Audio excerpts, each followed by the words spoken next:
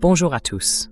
Nous sommes aujourd'hui lundi 17 août 2026 et notre cher ami Larry Johnson est avec nous. Bienvenue de nouveau, Larry. Cette seis historicari o card, je me retrouve sans cesse à la mafian. Ik ga in shopping reward. Oui, Larry. Je pense qu'il faut commencer par ce qui s'est passé hier soir, après notre discussion. Juste après avoir terminé, nous avons appris par Marjorie Taylor Greene qu'elle avait dit que l'administration Trump aux États-Unis envisageait sérieusement d'utiliser des bombes nucléaires contre l'Iran. Alors, qu'est-ce que ça veut dire? S'agirait-il d'une arme nucléaire tactique ou d'une autre arme nucléaire? Il semble qu'il n'y ait pas tant de différence entre les deux. Parce que quand on l'utilise, ça veut dire qu'on l'utilise.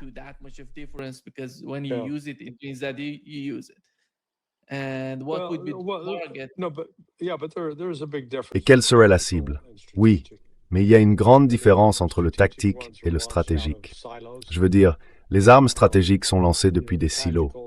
Vous savez, une arme tactique serait plus probablement placée dans l'ogive d'un missile Tomahawk. Vous avez raison, elle reste très dévastatrice, mais la procédure de lancement d'un engin nucléaire fixé à un aéronef est complètement différente de celle d'un engin nucléaire installé dans un silo, quelque part au Nebraska ou dans le Dakota du Nord.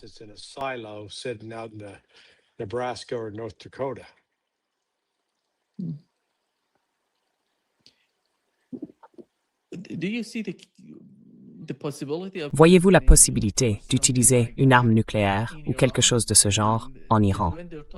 Parce que quand ils en parlent, et ce n'est pas la première fois d'ailleurs, ils en parlent depuis un moment. L'administration Trump, Mark Levin, à plusieurs reprises l'a déjà dit auparavant. Aujourd'hui, il l'a encore évoqué dans son émission sur Fox News. Cela montre que ces gens proches de Donald Trump envisagent réellement l'utilisation d'armes nucléaires. Oui, exclame-break.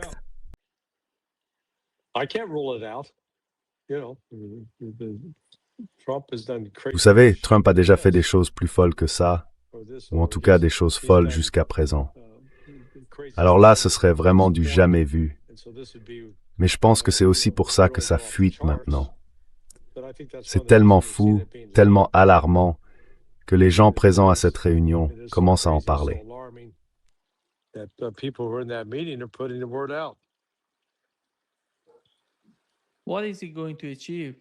Qu'est-ce qu'il va obtenir? Supposons que quelqu'un le convainque que vous allez faire ça. Et la question la plus importante serait, quel serait le gain tactique, et surtout le gain stratégique, à utiliser des armes nucléaires contre l'Iran?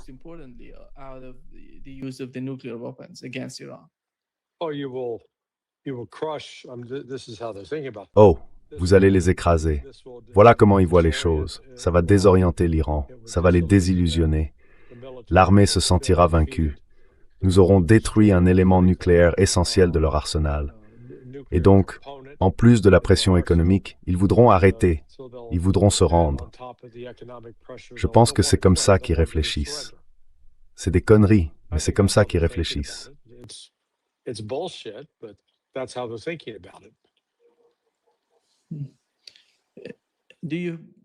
Vous pensez que s'il l'utilise, ce sera contre le mont Parchin ou ailleurs? Quelle serait la cible de cette attaque?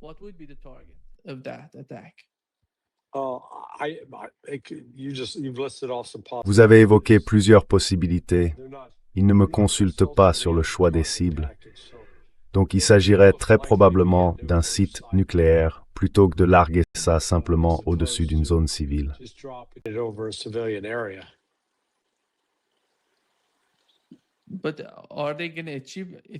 Mais vont-ils y parvenir? Il semble que si la cible est la montagne de Parchin, ils n'y arriveront pas.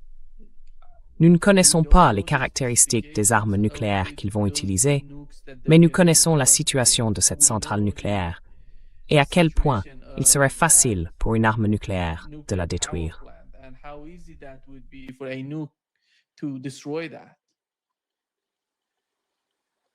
Eh bien, pas facile du tout. Pourquoi pensez-vous que ce soit facile?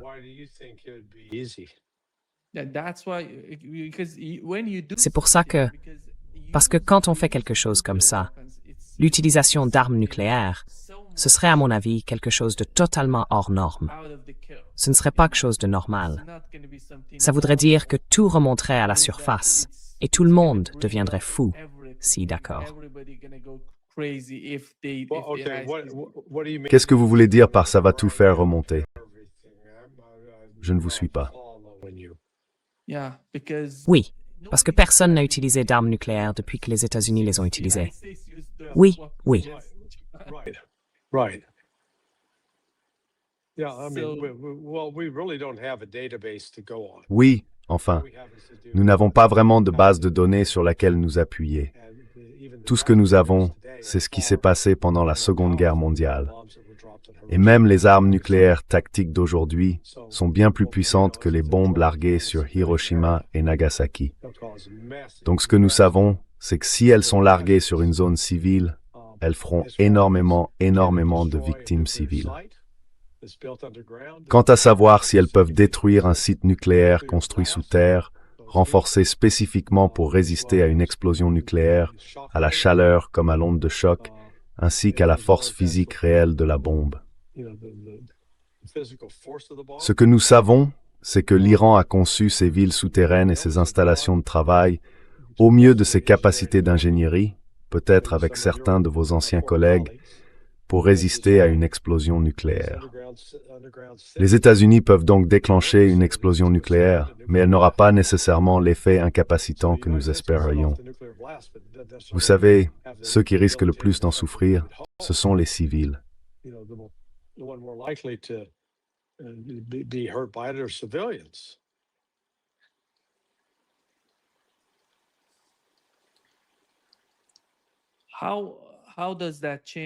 Comment cela change-t-il les calculs de tous ces pays, dans la région comme en dehors?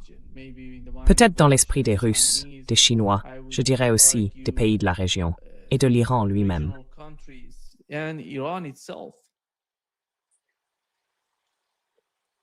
Eh bien, qu'est-ce que vous voulez dire par là?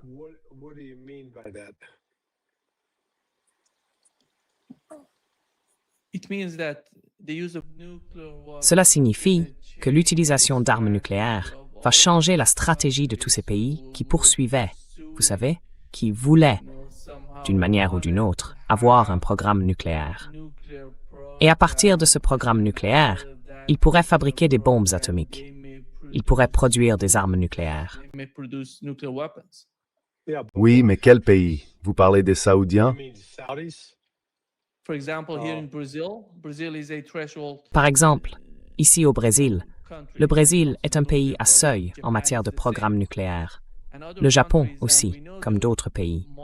Et nous savons comment ce type d'uranium enrichi pour le nucléaire circule sur le marché. Ils peuvent en acheter à la Corée du Nord. Ils peuvent en acheter à d'autres pays. Il reste encore beaucoup de chemin à parcourir.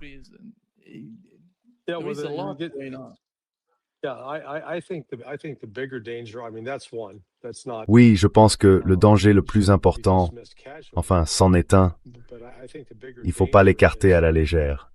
Mais je pense que le danger principal, c'est que des gouvernements comme la Russie et la Chine, et surtout la Russie, qui se trouvent actuellement dans une situation où les États-Unis ont déployé aux frontières de l'Ukraine des armes capables d'envoyer des ogives nucléaires sur le territoire russe. Jusqu'à présent, la Russie n'a pas attaqué ces sites. Je pense qu'un tel acte conduirait alors la Russie à neutraliser ces sites, peut-être avec l'Oreshnik, et peut-être avec des armes nucléaires tactiques. Cela placerait des pays comme la Russie dans une situation où ils auraient identifié une menace précise, capable d'envoyer une arme nucléaire en Russie avec très peu de préavis. Ils vont la neutraliser. Donc je pense que c'est la réaction rapide la plus probable que cela provoquerait de leur part.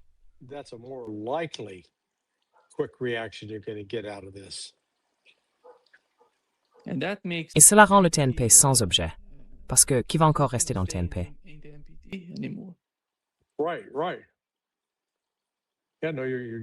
Oui. Non, vous avez tout à fait raison. C'est exactement ça. On se dit, hey, on n'est pas des pigeons. On ne va pas rester là à être les seuls désarmés. Donc ça ouvre une véritable boîte de Pandore. Et le problème, c'est l'hypothèse selon laquelle si on largue cette bombe nucléaire, ça va tout changer, que ça forcera l'Iran à capituler ou à rechercher la paix selon des conditions que les États-Unis vont dicter. Et moi, je dirais que non. Au contraire, ça risque de déclencher encore plus de destruction contre des cibles américaines et israéliennes en Asie occidentale.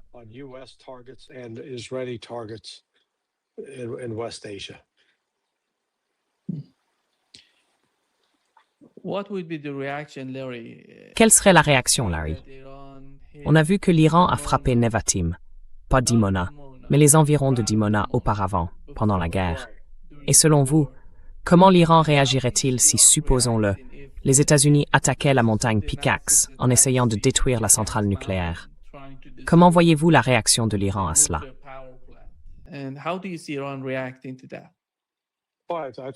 Eh bien, je pense qu'il s'en prendrait à Dimona. Exactement. Pour commencer, il s'en prendrait à toutes les installations nucléaires d'Israël.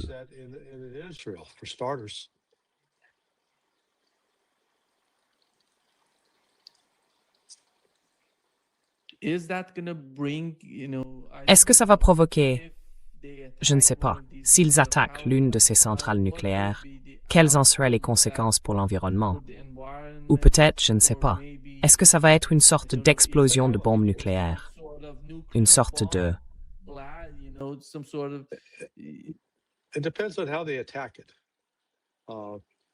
Cela dépend de la manière dont ils s'y prennent. Est-ce qu'ils attaquent le réacteur lui-même? Est-ce qu'ils attaquent des bâtiments de service, ce qui le forcerait à s'arrêter? Vous savez, ça dépend. Et ce serait aussi l'occasion pour l'Iran de dire « Ah d'accord, on va révéler qu'en fait, on a eu une arme nucléaire depuis le début, on l'a simplement niée, mais maintenant on va l'utiliser. » Donc il y a cette possibilité. L'Iran, du fait de sa taille, peut résister à une attaque nucléaire. Ce serait horrible, mais il peut y résister sans que le gouvernement s'effondre. Israël, en revanche, ne le peut pas. Israël est sur un territoire si petit, si concentré. Vous savez, si quelque chose explose à Haïfa, cela affectera Ashdod, cela affectera Jérusalem, cela affectera Tel Aviv. Donc l'impact serait bien plus important.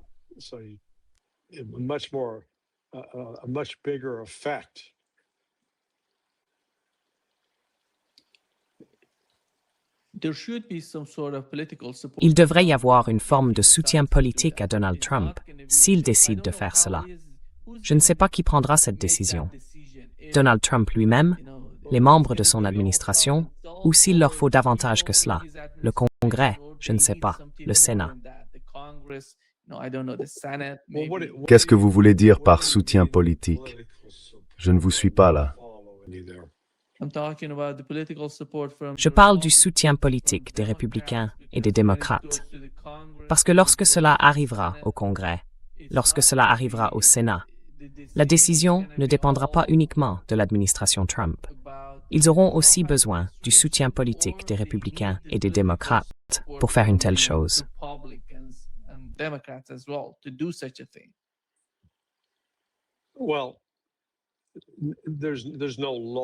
Eh bien, il n'y a pas de loi là-dessus. Aucune loi ne dit que si un président va lancer un engin nucléaire ou autoriser l'emploi d'armes nucléaires, il doit obtenir l'autorisation du Congrès. Tout cela relève de l'interprétation de la Constitution. Donc oui, on peut dire « Hey, vous commettez un acte de guerre, vous partez en guerre, vous devez absolument aller demander l'autorisation du Congrès. » Mais, comme on l'a vu, le Congrès ne fait rien pour obliger Trump à respecter cette loi ou la Constitution. Il le laisse faire. C'est pourquoi je dis que dans ce cas, s'il le faisait, il n'y aurait que le retour de bâton après coup. Pas seulement les conséquences sur le terrain, là où l'engin exploserait s'il était lancé en Iran, mais aussi le retour de bâton politique contre l'administration Trump elle-même, qui pourrait être dévastateur.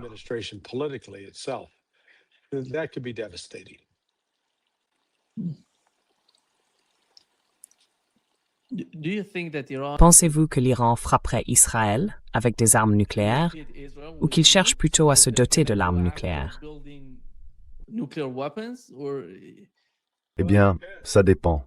Si l'Iran a une arme nucléaire et que l'Iran est frappé par une arme nucléaire, alors oui, il utilisera son arme nucléaire contre Israël. Ce sera son signal d'alarme pour dire « Eh, on a menti ». We lied.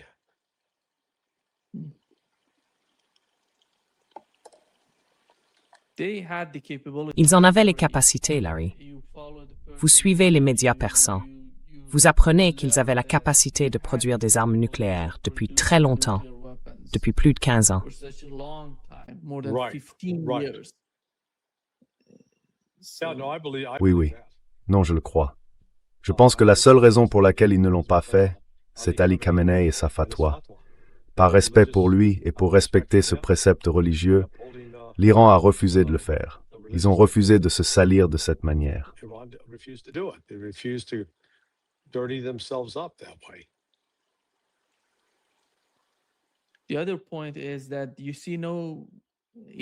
L'autre point, c'est qu'on ne voit aucune, même avec cette information qui vient de sortir sur les armes nucléaires, on ne voit aucune peur dans les médias persans. Personne n'en parle vraiment.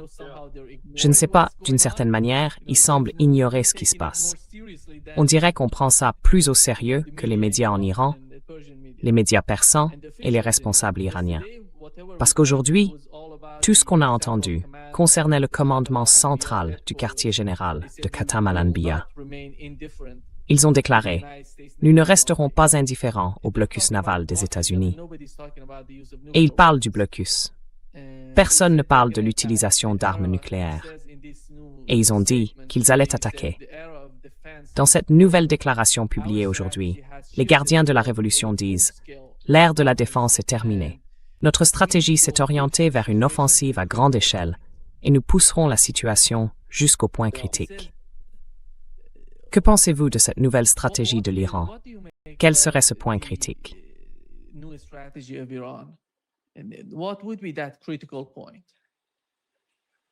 Well, I think actually, we don't have a good assessment of how effective. Eh bien, je pense qu'en réalité, vous savez, nous n'avons pas une bonne évaluation de l'efficacité réelle du blocus. Je ne pense pas que la marine américaine soit assez importante pour déployer une force suffisante qu'elle puisse maintenir avec un certain réapprovisionnement afin de bloquer tous les navires iraniens qui voudraient sortir du détroit d'Ormuz. Ils en arrêteront peut-être quelques-uns. Disons que sur 15 navires, ils pourront peut-être en arrêter 2. Donc de ce point de vue, si l'Iran décide, d'accord, nous pouvons vivre avec ça. Okay, we can live with this. Trump claims it's an iron steel blockade, or it's the wall of steel. Trump affirme que c'est un blocus de fer et d'acier, ou un mur d'acier. En réalité, c'est du gruyère. Alors plutôt que d'escalader à cause de ça, l'Iran pourrait temporiser.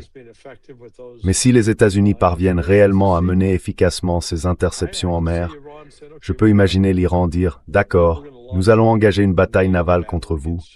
Nous allons utiliser des drones sous-marins, dans les navires de surface et des missiles balistiques pour se remettre à vos places.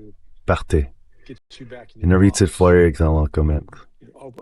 Get out, stop interfering with our commerce.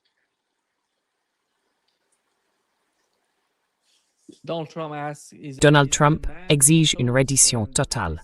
Ils ont dit qu'ils devaient se rendre. Or, rien n'indique en Iran qu'ils vont se rendre de sitôt, ni même qu'ils vont le faire.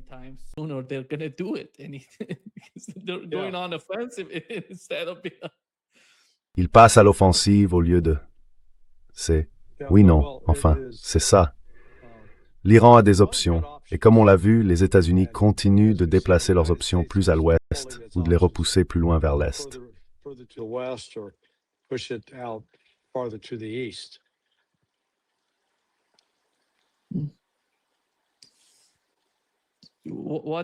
Qu'est-ce que vous voulez dire là? Qu'est-ce que vous voulez dire plus à l'est?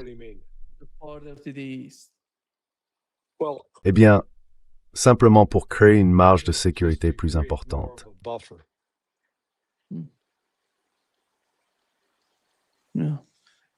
Oui, mais de quelle marge de sécurité s'agirait-il? Parce que je ne vois rien qui empêcherait les missiles iraniens de frapper les forces américaines.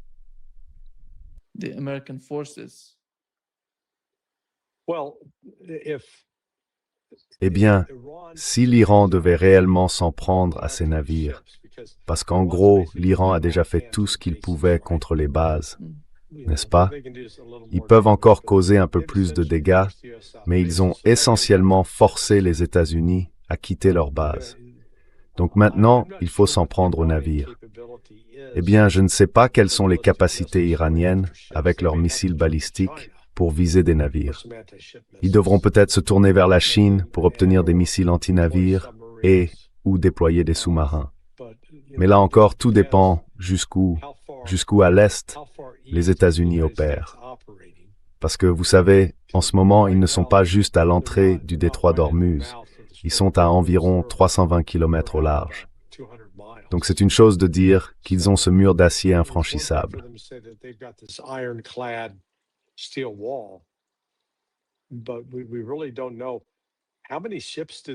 Mais en réalité, on ne sait pas. Combien de navires ont-ils? Et je vais le dire comme ça, je doute qu'il y ait actuellement plus de 15 navires de guerre américains en position. Si vous avez 15 navires et que l'Iran envoie 30 pétroliers en une seule nuit, ces 15 navires ne peuvent pas arrêter les 30 pétroliers. Ils peuvent en arrêter certains, mais d'autres vont passer. C'est pourquoi je dis qu'il faut s'asseoir et évaluer dans quelle mesure les États-Unis peuvent contrôler ce qui entre et ce qui sort. Et encore une fois qu'ils ont saisi le navire, ils doivent rester avec lui jusqu'à ce qu'il soit conduit dans un port où les États-Unis peuvent en assurer le contrôle.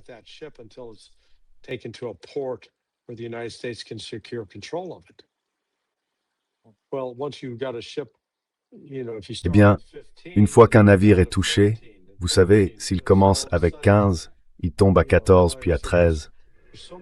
Tout à coup, vous voyez, comme je l'ai dit, il y a tellement de problèmes liés à la mise en place d'un blocus actif. Et si l'on ajoute à cela les problèmes de personnel à bord de ces navires, je ne pense pas que les États-Unis puissent tenir dans la durée. Cela pourrait donc entrer en compte dans la décision de l'Iran d'attaquer ou non. Ils pourraient décider que non. Vous savez, pour l'instant, on fait passer suffisamment de choses, alors laissons les États-Unis faire semblant que cela a réellement un impact important sur nous.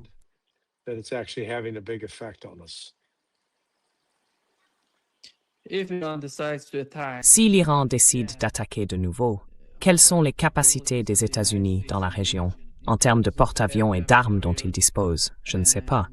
Des forces qu'ils ont en Jordanie.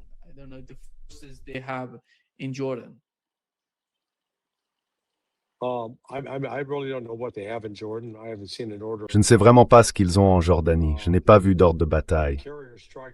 Le groupe aéronaval compte au moins 3 destroyers qui lui sont rattachés, peut-être davantage. C'est d'ailleurs une bonne question à poser. Combien de navires de guerre américains sont actuellement déployés au large des côtes iraniennes?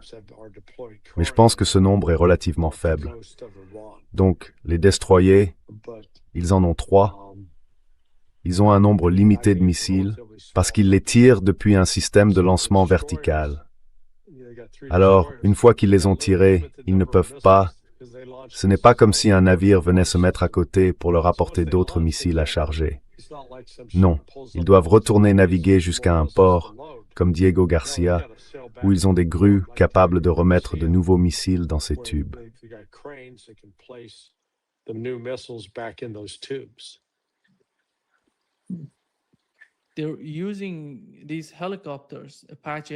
Ils utilisent ces hélicoptères, des Apaches, pour contrôler les pétroliers iraniens. C'est le seul moyen dont ils disposent. C'est ça ou un drone? Oui, mais le drone. J'imagine que les drones ne sont pas vraiment capables de faire ça, de le contrôler. Parce que lorsque le drone va vers la cible, il ne va pas pouvoir, il n'est pas très manœuvrable. Enfin, je ne sais pas, du moins pour les munitions rôdeuses. Qu'est-ce que vous voulez dire? Je ne vous suis pas sur ces manœuvres. Cela signifie que vous donnez la cible au drone, et ensuite le drone va frapper cette cible. Vous voyez? Oui, il ne va pas recevoir, vous savez. Partons du principe qu'il va aller du point A au point B, et qu'entre le point A et le point B, vous décidez de changer la cible. L'opérateur ne pourra pas changer la cible. Pourquoi? Je ne sais pas. J'ai appris récemment que ces drones reçoivent leurs cibles avant d'être tirés ou avant d'être... Oui, mais ils peuvent quand même être contrôlés. Ou du moins en théorie, certains d'entre eux le peuvent. Can.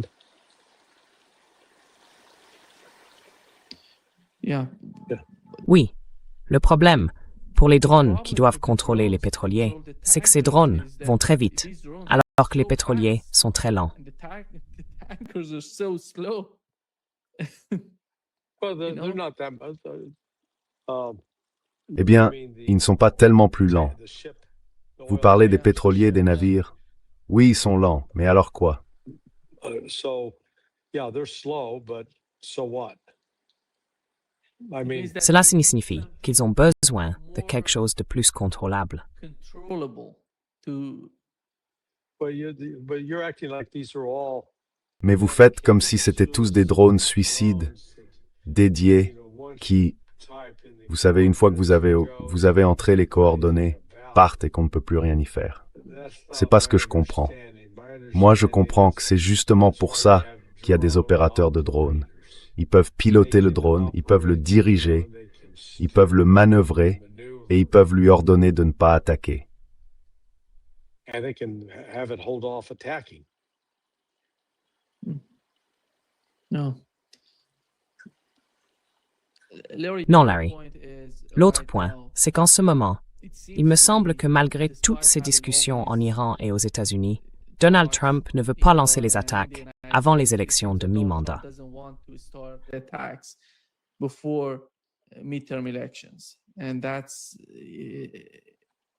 Et c'est, oui, c'est pour ça qu'ils essaient de provoquer l'effondrement économique de l'Iran. Force Iran to collapse economically. Mais jusqu'où irait-il après les élections de mi-mandat? Vont-ils reprendre la guerre avec la même intensité qu'avant? How can they? They don't have the weapons. Comment pourraient-ils le faire? Ils n'ont pas les armes. Vous savez, dans des circonstances normales, on pourrait dire, bon, on va faire une pause pendant 2 mois et demi, septembre, octobre, puis la moitié d'août, et vous donner le temps de vous réapprovisionner, de vous reposer, peu importe. Les États-Unis n'ont pas ce luxe aujourd'hui. On les fait revenir et on leur dit, eh bien, on ne peut pas vous réapprovisionner parce qu'on n'a pas assez d'armes. Oui, pour l'instant, on a beaucoup de nourriture ici. Mais encore une fois, ce n'est pas comme repositionner des forces pour qu'elles soient plus efficaces. Et en plus de ça, vous faites venir le George W. Bush, qui est un porte-avions plus récent. Mais vous le faites quand même venir. Et ça ne veut pas dire que les problèmes qu'avait l'Abraham Lincoln vont simplement disparaître. Ils auront toujours les mêmes putains de problèmes de réapprovisionnement. Ça ne disparaît pas.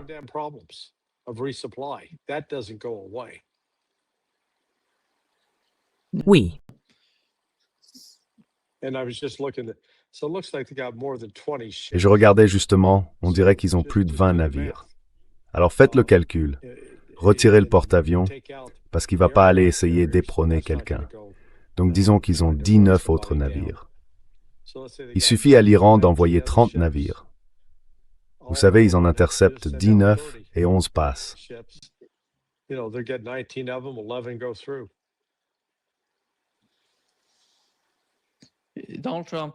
Donald Trump a menacé l'Iran aujourd'hui de l'attaquer à nouveau, de le bombarder. Et il s'est exprimé très durement à ce sujet. Il a dit qu'ils y travaillaient. Vous voulez dire Oman? Oman, oui. Pourquoi pensez-vous qu'il a fait ça? Je pense qu'il n'est pas content de... À mon avis, ils ont défini le nouveau mécanisme du détroit d'Ormuz.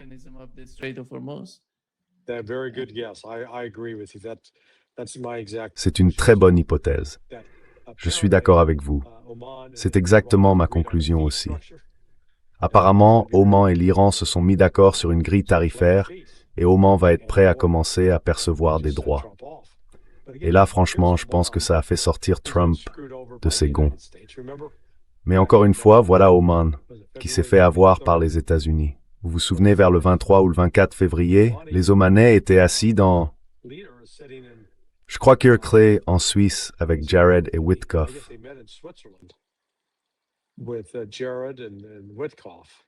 Oui, mais c'était la Suède. Oui. Donc ils sont sortis de cette réunion avec, vous savez, Witkoff et Kushner étaient un peu abattus. C'était pas mauvais, mais le type omanais, lui, était très enthousiaste. C'était une excellente réunion. On a identifié certains problèmes, on a une voie à suivre, et puis il est allé à Washington où il a remis ce rapport positif à l'administration Trump. He then went to Washington, D.C., delivered that positive report to the Trump administration. And then, 2 days later, Trump's bombing. Et puis, vous savez, 2 jours plus tard, Trump bombarde l'Iran à tout va. Les Iraniens pensaient donc qu'on avait conclu un accord. On en était très loin. Alors maintenant que Trump les menace, je pense qu'au lieu de faire plier ces pays et de les terroriser, ils vont dire à Trump, « Hey, Trump va te faire foutre. » Et ils feront ce qu'ils veulent faire.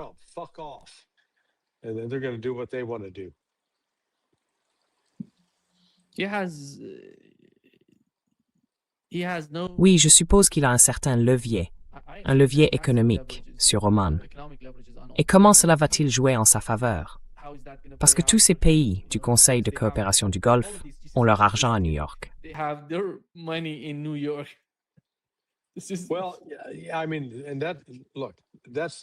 Eh bien, disons-le, c'est la loi des conséquences imprévues. Plus Trump commence à menacer des pays qui se croyaient à l'abri, plus ils se diront « Oh non, Trump ne s'en prendra jamais à nous parce qu'il nous aime ou parce que nous sommes ses favoris. On lui a donné un avion. » Et puis, tout d'un coup, Trump se retourne contre eux. Comme il s'est retourné contre, il a essayé de se retourner contre J.D. Vance, mais aussi contre Marjorie Taylor Greene et Tucker Carlson, pour ne citer que les feux du feu les plus en vue. Candace Owens aussi. Il a monté que ça au tour. He's shown that he has no loyalty.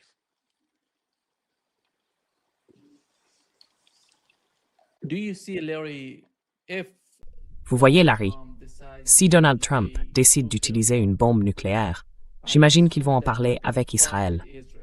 C'est l'aspect le plus important de cette opération, parce qu'ils savent que s'ils frappent l'Iran, l'Iran frapperait Israël. Y a-t-il des discussions entre Benjamin Netanyahu et Donald Trump à ce sujet?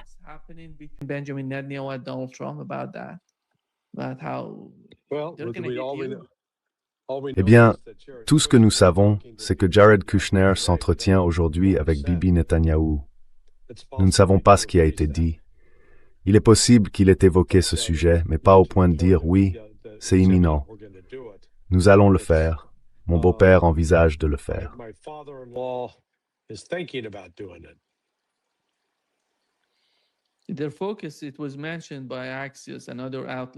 Leur priorité, cela a été mentionné par Axios et d'autres médias. Leur priorité, c'est Gaza. C'est le plan, le Conseil de paix pour Gaza. Et il semble qu'ils aient fait pression sur Benjamin Netanyahu et que le résultat ait été positif. Il va coopérer avec eux. Ben Gvir, hier, et Smotrich aujourd'hui ont tous deux dit « Nous devons finir le travail ». Smotrich a dit « Finir le travail ». Et Ben Gvir a dit hier qu'il fallait tuer 40 à 50 Gazaouis chaque jour. 40 à 50 d'entre eux. Ces gens n'ont plus aucune honte. Et il n'y a rien.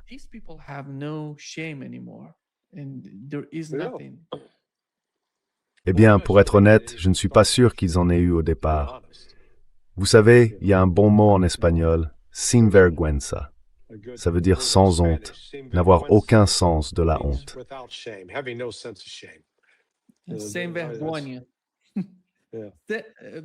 Sans vergüenza.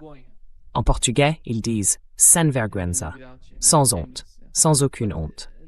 Mais Larry, est-ce que le monde, la communauté internationale, perd toute sensibilité quand il s'agit de Gaza et de ces gens-là? Il doit y avoir des conséquences, d'une manière ou d'une autre, et personne n'en parle. C'est ahurissant quand on regarde ça.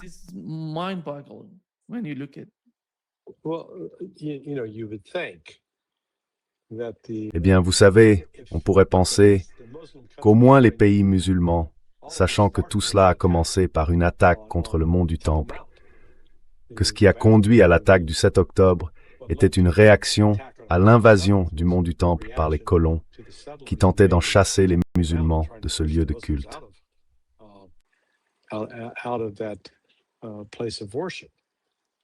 La mosquée Al-Aqsa. Oui, Al-Aqsa. Donc vous savez, on pourrait penser qu'à la suite de ça, ils se soulèveraient, uniraient leurs forces et le condamneraient. Ils n'ont pas besoin d'entrer en guerre contre Israël, bon sang, qu'ils les condamnent, qu'ils imposent des mesures économiques, qu'ils prennent des mesures diplomatiques. Pas un seul d'entre eux n'a fait quoi que ce soit, à part les outils et maintenant l'Iran. C'est tout.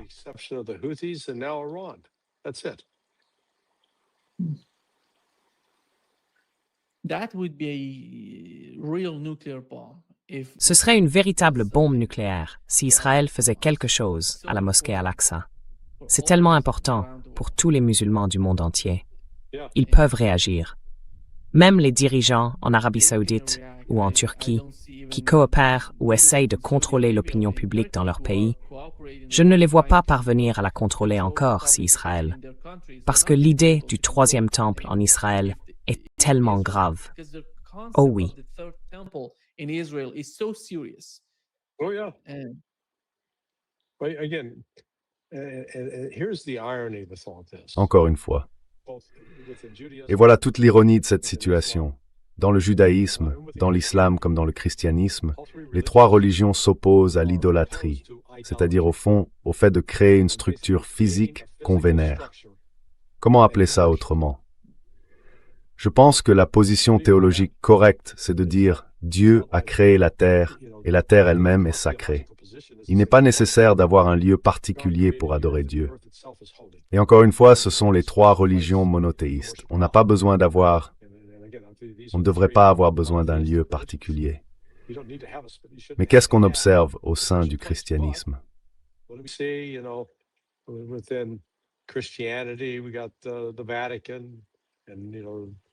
On a le Vatican et vous savez, différentes églises.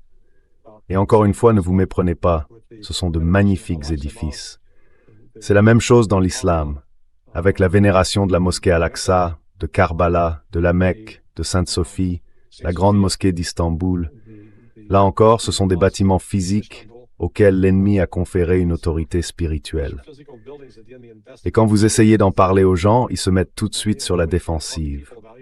Je dis simplement qu'il ne faut pas s'attacher autant à une chose matérielle. Et dans ce cas, pour les Juifs ou les colons sionistes, il s'agit de créer ce temple pour pouvoir faire venir le Messie.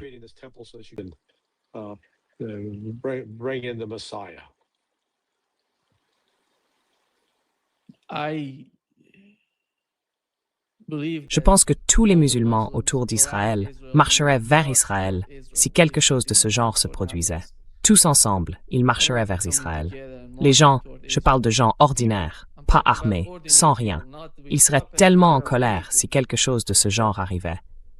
C'est ça. Right.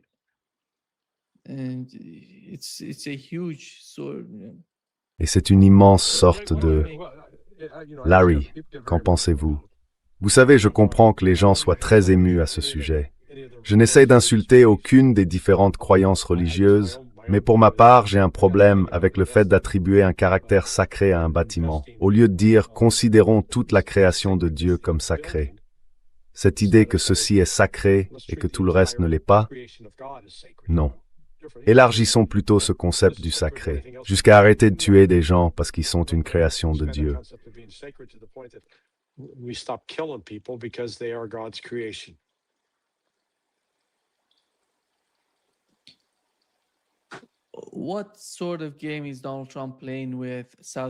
À quel jeu Donald Trump joue-t-il avec la Corée du Sud, Larry? Il subissait déjà une pression énorme à cause du détroit d'Ormuz, à cause de la guerre de choix et de la guerre d'agression de Donald Trump contre l'Iran, qui a dévasté leur économie. Et maintenant, d'une certaine façon, il se moque d'eux et dit que vous savez, au lieu de...